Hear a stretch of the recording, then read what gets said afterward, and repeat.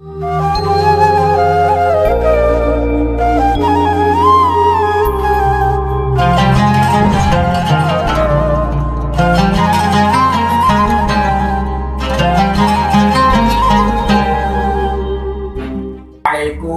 warahmatullahi wabarakatuh.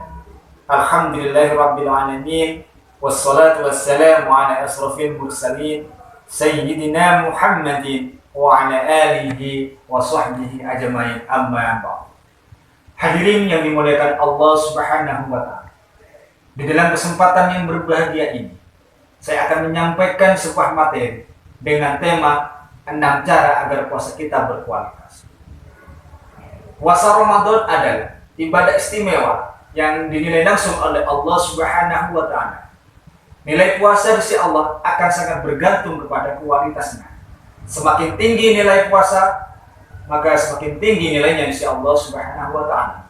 Sebaliknya, puasa yang kualitasnya hanya sekedar menahan lapar dan haus, ia tidak bernilai apa-apa di sisinya.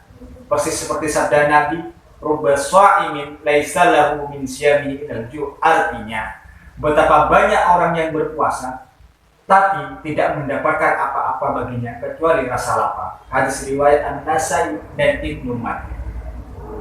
Hadirin yang dimuliakan Allah Subhanahu wa taala, tentu ada caranya bagaimana agar puasa kita berkualitas. Mau tahu? Ada 6 cara agar puasa kita berkualitas. Yang pertama adalah ikhlas. Nah, ikhlas ini adalah sangat penting bagi kita semua. Agar puasa kita berkualitas, puasa kita harus ikhlas. Tak hanya puasa, bahkan seluruh amal manusia akan ditentukan oleh niatnya.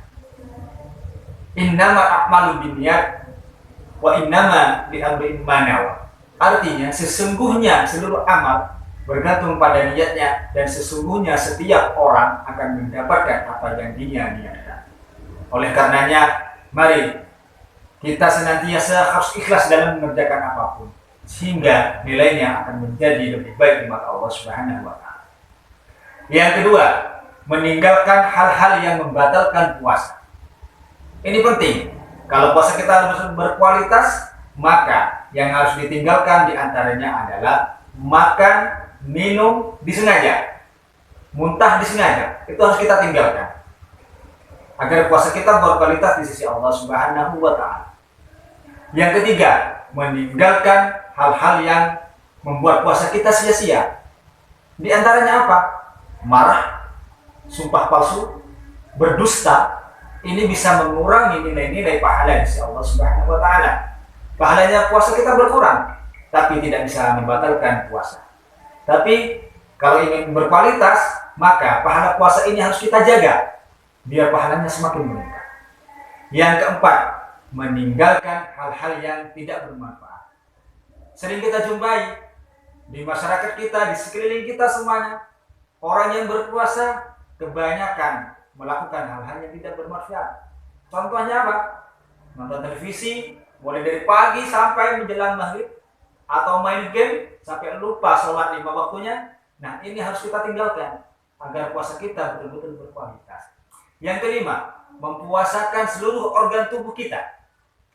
Mata kita harus kita puasakan. Dari apa? Dari pandangan maksiat. Yang kedua, lidah.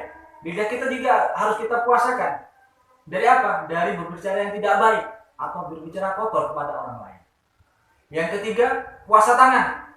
Maksudnya apa?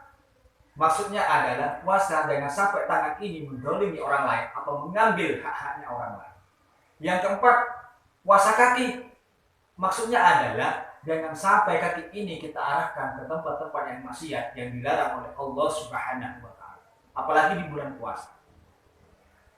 Yang keenam, puasa hati dari sifat-sifat iri, sifat-sifat dengki, dari sifat-sifat ghibah dan lain sebagainya. Maka hati harus bersih, harus suci, agar apa yang kita lakukan betul-betul karena Allah Subhanahu wa taala. Yang keenam, memperbanyak amal soleh di bulan Ramadan.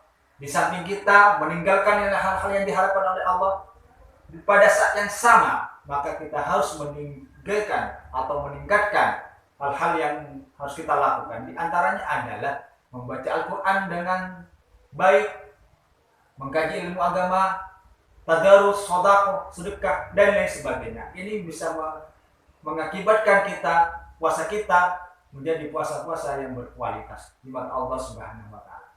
Hadirin yang dimuliakan Allah Subhanahu wa taala. Sekali lagi saya mengingatkan kepada diri saya sendiri dan kepada seluruh jamaah yang ada di rumah.